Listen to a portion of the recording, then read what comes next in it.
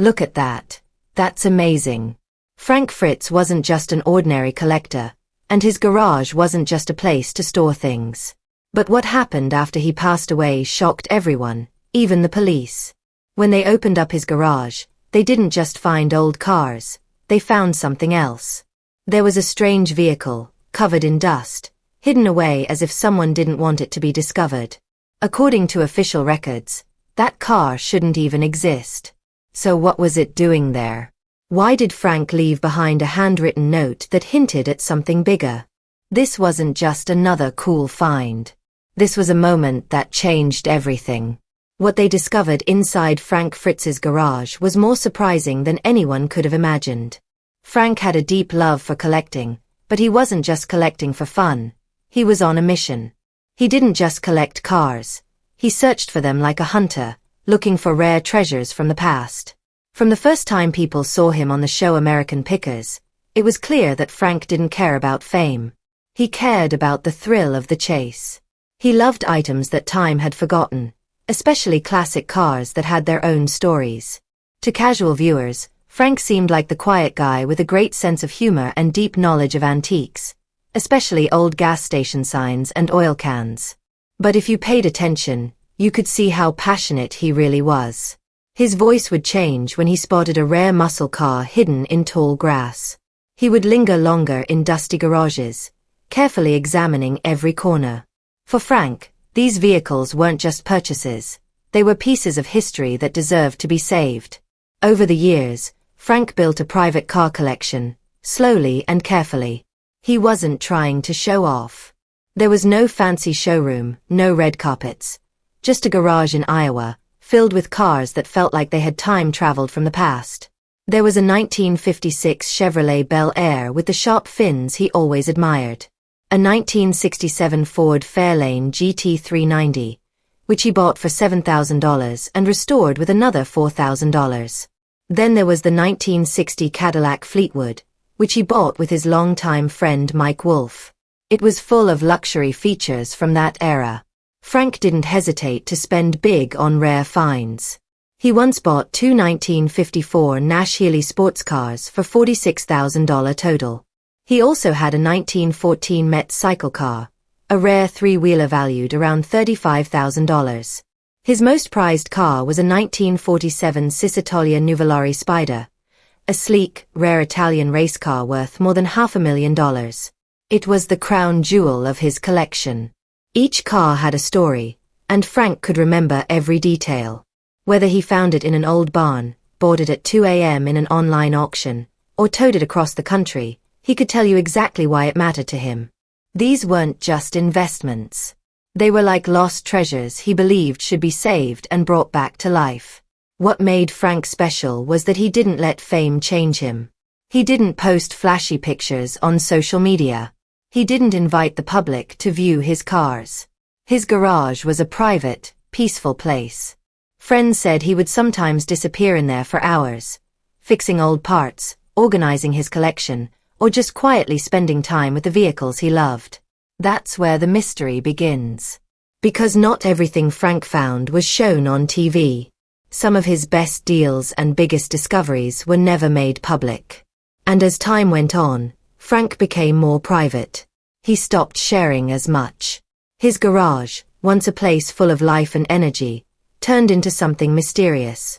No one really knew what was inside, not even his closest friends.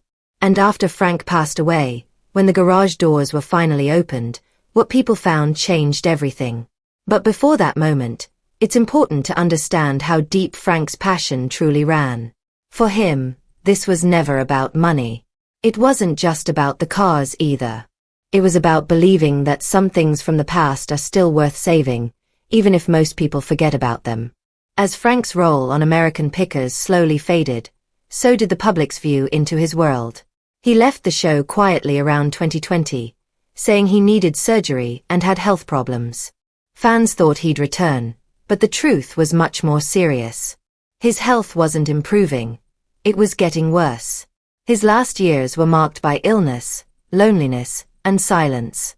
Friends said Frank became very private. He rarely answered calls, kept visitors away, and spent most of his time at home. But his home wasn't like most. His garage was like a time capsule, filled with history and mystery. He didn't talk about what was in there, and even those closest to him hadn't seen inside for a long time. Sometimes, he'd post small updates online. One post showed his 1939 Plymouth Coupe with a proud caption. Another showed his restored Ford Fairlane and how good it sounded when it roared back to life. But then the posts stopped, and so did the updates. Even though he wasn't on the road anymore, Frank kept collecting. He bought more cars, sometimes through a middleman, sometimes online without even seeing the car first. He had years of experience and could trust his instincts. Every car still had a purpose to him. One of the last cars he bought was especially strange. It didn't look flashy. It had a weird shape, faded paint, and no logos. When a neighbor asked what it was, Frank smiled and said, "It's older than you think." Then he wheeled it into the garage and shut the door. That was more than a year before he died. And that's where the mystery deepens. What made Frank Fritz different from other collectors was the way he thought. He didn't follow trends, and he didn't collect cars just to have more of them. He was looking for meaning. That's why his final years seemed so mysterious. Even when he was sick and mostly alone, he kept collecting. But what was he looking for? There were rumors. Some people said he had a secret list of rare vehicles connected to American car legends, things like one-of-a-kind prototypes, lost race cars, or unfinished concept vehicles. Others believed he had been talking to a retired GM worker who claimed to own a secret factory car that hadn't been seen since the 1960s. None of this was proven. These were just whispers in the antique car world. But here's what is known for sure. Before Frank died, he made a few strange comments to old friends. He once said, "There's something in that garage that'll outlive all of us." In another conversation, he told someone, "If they ever open that garage without me, tell them I left everything behind." At the time, nobody thought much of it. Frank had always spoken in deep, thoughtful ways. When he passed away, it happened quietly.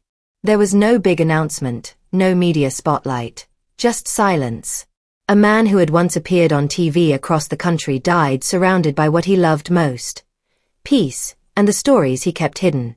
As the legal process started and his belongings were handed over to the estate team and investigators, all attention turned to the one place no one had touched: his garage. It had stayed locked, silent, and untouched. Whatever Frank left inside that garage wasn't just a bunch of old cars. It was the record of a life spent chasing rare, forgotten, and unbelievable things. The day the garage was finally opened, everything changed. When they unlocked Frank's garage, the air felt strange. It wasn't the quiet you hear at a funeral. It was a heavier kind of silence, the kind you feel when you're entering a place full of secrets. Police officers stood near the driveway, looking around silently. The estate lawyer held the key. Behind the big roll-up door were years of hidden treasures. The garage had been sealed by court order. This was part of the legal process, making a list of personal belongings, checking ownership, and making sure any valuable items were protected before being passed on. Nobody expected to find anything shocking. From the outside, the garage didn't look very big. The metal walls were old, a bit of ivy hung from the sides, and the side door looked like it hadn't opened in 10 years. But when the main door slowly lifted, dust came pouring out, and so did the feeling that something important had been left behind. Inside, there were 8 cars parked close together. Some were covered in tarps. Others were uncovered, their paint faded with time but still impressive. The 1956 Chevrolet Bel Air stood proudly near the front. Next to it was the 1967 Ford Fairlane GT390, one of Frank's favorite muscle cars. In the far corner sat the Cadillac Fleetwood, full of chrome and classic American luxury. It looked like a museum frozen in time. But there was one car that stood out. It was parked at an angle, near the back wall, hidden under a dirty grey tarp. The shape of the vehicle looked different, low to the ground, with wide curves and a strange back end. A police officer gently pulled back the tarp. What they saw underneath left everyone speechless. It was a Corvette, but not one anyone had seen before. The design was more aggressive than usual. The body looked like it had been made by hand. The front end was shaped differently, and the back was much wider than it should have been. The biggest mystery. There was no normal VIN number where it should be. Instead, there was an old brass tag on the inside with strange faded numbers that didn't match any General Motors records. The police called it in. The estate lawyer took notes. No one touched it again. But everyone kept looking back at it. Something about the car felt off. On the garage wall above the workbench was a handwritten note. It was old and stained from age. The ink had bled a bit, but the words were still clear. I left behind everything there. Frank. He didn't explain what everything meant, but it felt like he had left a clue. One last message, waiting to be found. Later, a local mechanic was asked to inspect the mystery Corvette. He said it looked like a 1963 Grand Sport, but there were key differences. Only 5 of those had ever been made by GM, and all 5 were accounted for. But this car? It seemed to be something similar, or maybe something even rarer. Frank had never spoken publicly about owning this car. He had never shown it to anyone. Why did he hide it? How did he get it? No one knew. All they knew was that Frank had kept this car a secret for years, buried under a top in the back of his garage. That was just the first secret his garage revealed. It wouldn't be the last. What Frank left behind wasn't just a mystery, it was a challenge. Experts, collectors, and even skeptics started looking into it. Everyone wanted to know how a man who spent his life searching for forgotten things may have found something that even the biggest American carmakers didn't want the world to see. That hidden Corvette, the car that shouldn't exist, was only the beginning. Even the legendary Cicatellia Nuvolari Spider, documented in collector circles and featured in niche publications, was part of Frank Fritz's known collection. These were expected. Known quantities. Fans had tracked them over the years. But what they didn't expect was the quiet anomaly hidden beneath a worn top in the very back of his garage. After his death, when Frank's estate was being processed and his garage finally opened, what they found stunned everyone. A car that by every official record, shouldn't exist. At first glance, the shape looked familiar. Fiberglass body, low profile, exaggerated fenders. Clearly a Corvette, but not like any you'd see at auctions or in museums. When the top was pulled back, confusion set in. The bodywork matched that of the 1963 Corvette Grand Sport, an ultra-rare, race-ready prototype. Only 5 were officially built by Chevrolet before the program was abruptly shut down. All 5 are accounted for. Yet here was a 6th. There was no VIN in the usual place. Instead, a small brass plate had been riveted to the firewall. On it, stamped by hand, were strange numbers and the words, "Experimental use only." It looked handmade. The fiberglass showed period-correct characteristics. The chassis was unlisted. The deeper they looked, the more clear it became. This car shouldn't be real. Frank had never mentioned it, not in interviews, not in magazine features, not even in passing on his show. For a man who made a career of sharing discoveries, he had kept this one entirely to himself. That's when people noticed the note. Taped above his garage workbench, stained with time and slightly smudged, were the words written in Frank's own hand. I left behind everything there. At first, it read like a sentimental goodbye. But after the discovery of the mysterious Corvette, it felt more like a riddle. This car didn't just raise questions, it unsettled the room. A Corvette that didn't match any official production history. A prototype body with no paper trail. And a collector known for his obsessive accuracy had placed it quietly, deliberately, in the farthest, darkest corner of his private world. Not as a display piece, but like something hidden for safekeeping. Theories began to swirl. Some believed it could be one of the rumored lost mules. Test cars developed alongside the Grand Sport project but never officially released. Others thought it might be something even stranger. A one-off, secretly constructed by GM engineers using original molds, kept hidden for decades before finding its way into Frank's hands. One thing became clear. Frank knew what he had. He never registered the car. Never showed it off. Never talked about it. He protected it, like a secret he didn't want to be found until he was gone. And now, finally, it was uncovered. A car that shouldn't exist, emerging from the shadows of a life spent chasing the rare and the unbelievable. The discovery set off a chain reaction. Corvette experts and automotive historians flooded online forums. GM stayed silent. Theories collided. Some claimed it was the greatest replica ever built. Others believed it might rewrite a forgotten chapter of Corvette history. But everyone agreed on one thing. Frank had taken the full truth with him to the grave. In the end, it wasn't the car's value or even its make that made the find so extraordinary. It was the impossibility of it. The idea that a man who spent his life searching for lost treasures had left behind one final secret. No headlines. No film crew. Just 4 wheels, a brass tag, and a locked garage holding on to a mystery that never should have made it this far. And the questions only grew. The car's discovery didn't just inspire curiosity. It opened a vault of unanswered questions no one, not even Frank's closest friends, could answer. What exactly was this car? Why was it hidden? How did it end up in his garage? And perhaps most hauntingly, was it ever meant to be found? Not long after the news spread, vintage racing communities began poring over every photo. Corvette historians compared it against every known grand sports sketch, prototype, and development note from Chevrolet's brief but iconic race program. Each answer led to more doubts. The biggest question of all remained. Was it real? If this was a genuine, undocumented grand sport, then Frank had quietly owned a vehicle that General Motors itself never acknowledged.